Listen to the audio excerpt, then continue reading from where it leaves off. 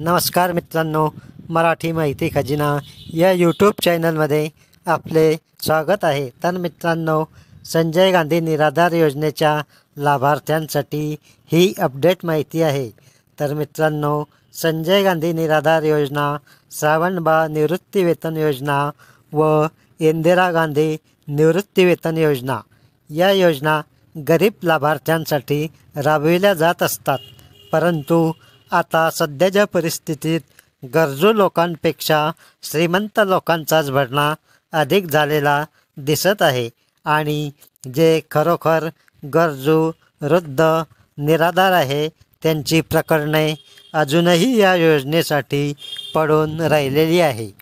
या योजनेचा लाभ मिळवून देण्यासाठी तहसील कार्यालयाच्या आवारात दलालांचा सुळसुळाट पाहावयास मिळतो आणि त्यातच हे अनुदान पेन्शन वाटण्यास होणारा विलंब आणि बँकांकडून वृद्ध लाभार्थ्यांची होणारी हेळसांड यामुळे वृद्ध गरीब गरजू निराधार लाभार्थ्यांचे मोठ्या प्रमाणात हाल होत आहे. याविषयी सविस्तर माहिती बातमी दैनिक लोकमतमधील आपण आता पाहणार आहोत. यासाठी व्हिडिओ स्किप न करता शेवटपर्यंत नक्की पहा.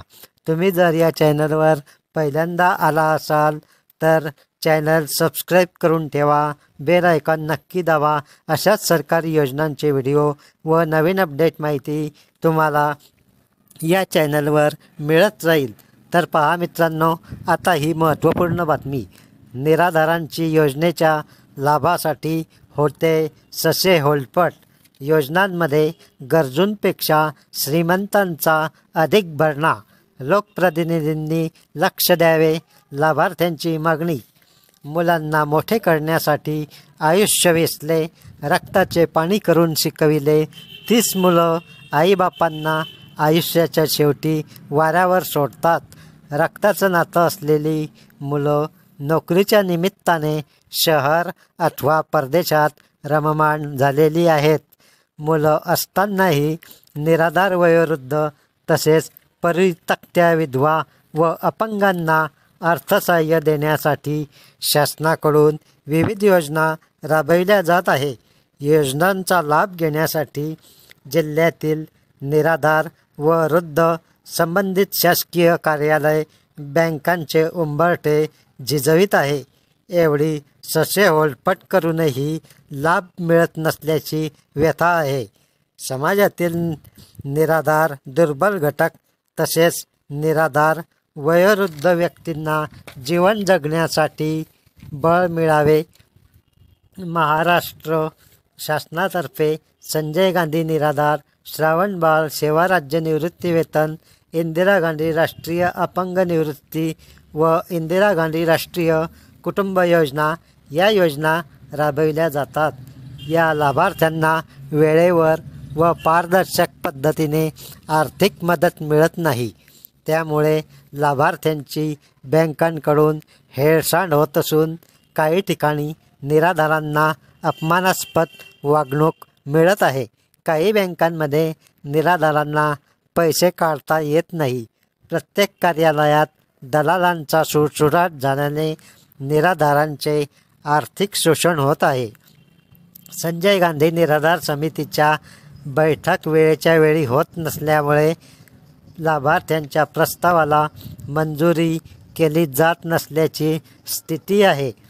निराधार योजनांच्या कार्यालयाला रिक्त पदाचे ग्रहण लागले आहे. जिल्हास्तरीय कार्यालयात निम्म्यापेक्षाही जास्त पदे रिक्त असून तालुका स्तरावरील कार्यालयात कर्मचाऱ्यांची वानवा आहे. त्यामुळे संजय गांधी निराधार योजनेच्या कार्यालयात माहितीचा अभाव असून निराधार नागरिकांची कामे प्रलंबित आहे. तर पहा मित्रांनो, पुढे एकतर शासन बँकांकडे वेळेच्या वेळी अनुदान पाठवत नाही. पाठवलेच तर बँका लाभार्थ्यांना निर्धारित वेळेत अनुदानाचे वितरण करत नाही. त्यामुळे या अनुदानासाठी लाभार्थी बँकांकडे चक्रा मारत थकून जात असून बँकांकडून लाभार्थ्यांची नेहमी हेळसांड होत आहे. लाभ मिळवून देण्याच्या नावावर दलाल तहसील कार्यालयात सक्रिय झाले आहेत. याकडे लक्ष देण्याची गरज आहे.